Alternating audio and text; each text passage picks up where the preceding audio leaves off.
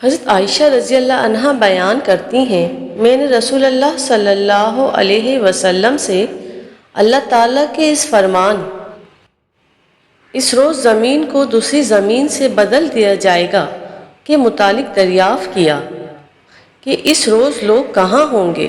فرمایا پل پر۔ مشکوٰۃ المصابیح 5525۔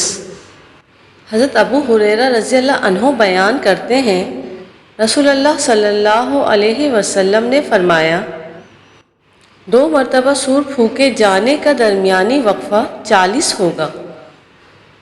انہوں نے کہا، ابو ہریرہ 40 دن؟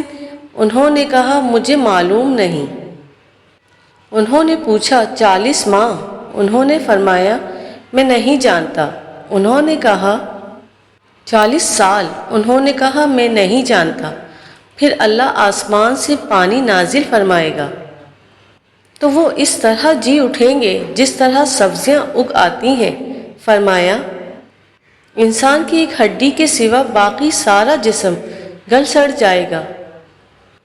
وہ ریڑھ کی ہڈی کا آخری سرا ہے اور روز قیامت تمام مخلوق اسی سے دوبارہ بنائی جائے گی۔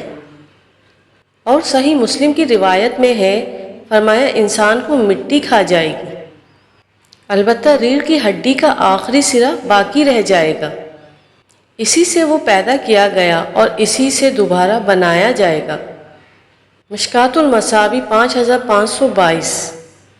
حضرت ابو سعید رضی اللہ عنہ بیان کرتے ہیں، رسول اللہ صلی اللہ علیہ وسلم نے سور والے اسرافیل علیہ السلام کا ذکر کیا اور فرمایا، اس کی دائیں جبرائیل علیہ السلام اور اس کی بائیں میکائیل علیہ السلام ہوں گے۔ مشکوٰۃ المصابیح 5530۔ حدیث شریف کو لازمی لائک اور شیئر کیا کریں تاکہ آپ صدقہ جاریہ حاصل کریں اور ثواب حاصل کریں۔